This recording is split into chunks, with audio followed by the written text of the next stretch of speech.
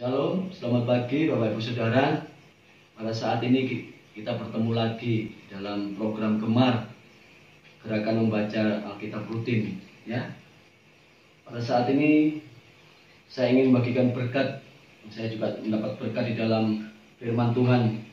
Kita akan buka sama-sama di dalam Kisah Para Rasul, pasal yang ke-20 ayat yang ke-17 sampai 38. Tapi di sini tidak akan saya bacakan semuanya, nanti Bapak Ibu Saudara bisa baca di rumah. Saya hanya kutip beberapa ayat yang boleh menjadi berkat di dalam kehidupan kita. Ya. Kisah Para Rasul pasal 20 ayat yang ke-22 akan saya mulai. Bapak Ibu Saudara bisa lihat. Tetapi sekarang sebagai tawanan roh, aku pergi ke Yerusalem dan aku tidak tahu apa yang akan terjadi atas diriku di situ.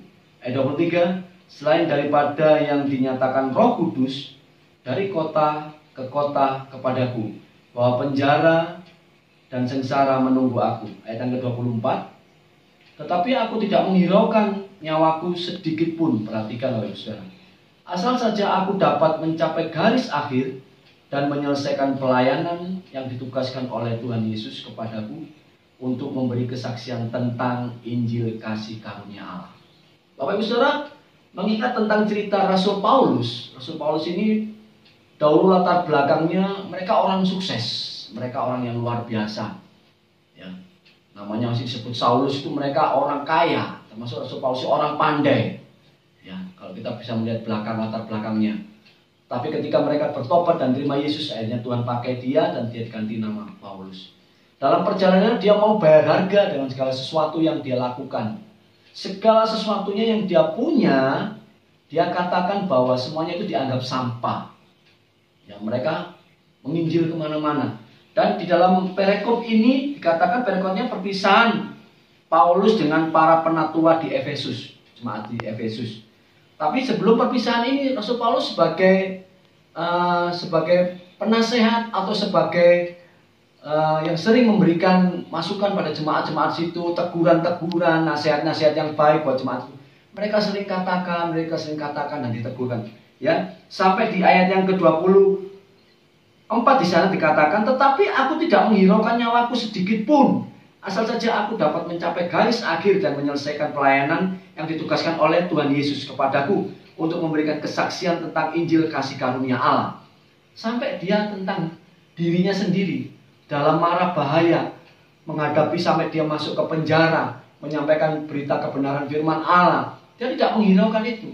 Oleh sebab itu saat ini bagi kita, mungkin Tuhan panggil kita secara pribadi, lepas pribadi. Saya percaya Tuhan punya rencana yang baik. Mungkin kita merasa takut. Perlu saudara ketahui, Tuhan ada di pihak kita.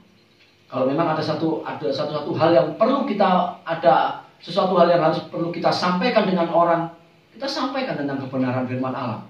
Rasul Paulus secara pribadi dia juga tidak pernah mampu. Meskipun dia orang intelektualnya tinggi, dia orang pandai, tetapi dia pun juga mengalami kelemahan, dia juga mengalami ketakutan.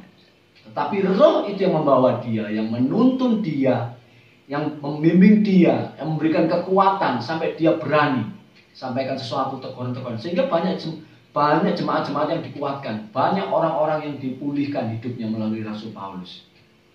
Saudara, saya boleh berkata demikian kenapa? Saya tahu bahwa Rasul Paulus ini memang orang yang dipakai oleh Allah luar biasa. Sampai masa hidupnya pun dia akan berserah diri. Sampai akhir hidupnya pun, sampai titik dalam perpelayanannya dia tetap percaya pada Tuhan Yesus.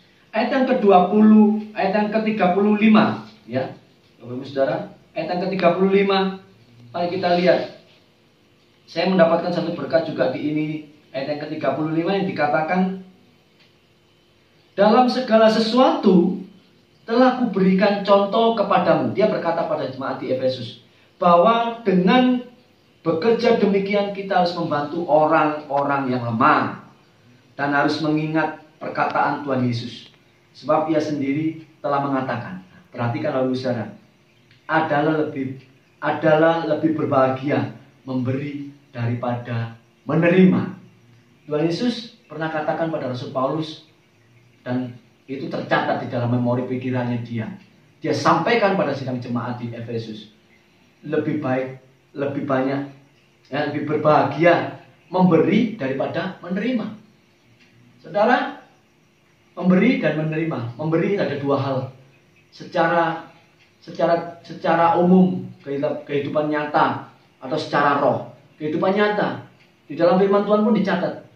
Muliakan Tuhan dengan hartamu, muliakan Tuhan dengan tubuhmu, muliakan Tuhan dengan hikmat akal budimu. Itu memberi yang terbaik buat Tuhan.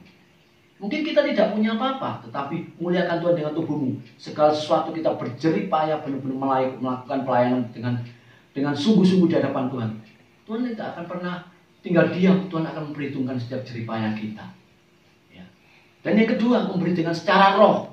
Kita sungguh-sungguh berurusan dengan kuasa Roh Kudus yang Tuhan akan memberikan petunjuk dalam segala sesuatu. Oleh sebab itu, kita sebagai anak-anak Tuhan, kita jangan takut. Ketika roh itu ada di dalam diri kita, Tuhan tidak pernah tinggalkan. Intim dengan Tuhan itu yang lebih utama. Masa-masa sekarang semuanya orang pada ketakutan. Ketakutan masalah perekonomian, ketakutan masalah sakit penyakit, ketakutan wabah penyakit, semua apapun. Ketika kita memberikan sesuatu yang terbaik buat Tuhan, memberikan waktu-waktu yang terbaik buat Tuhan, saya percaya Tuhan akan benar-benar membentengi dalam kehidupan kita. Ya saudara, itu yang perlu kita catat, bahwa satu teladan Rasul Paulus yang perlu kita pelajari. Ya, dia berani untuk sampaikan pemberitaan Injil. Yang kedua, dia berani untuk berbuat sesuatu apa yang dia punya, memberi daripada berbahagia, lebih baik memberi daripada menerima. Ucapan terima kasih bukan hanya kita ketika menerima saja, tetapi kasih, terima kasih, lebih banyak memberi. Bukan hanya sekedar kita sebagai orang, terima terus, tapi jarang memberi.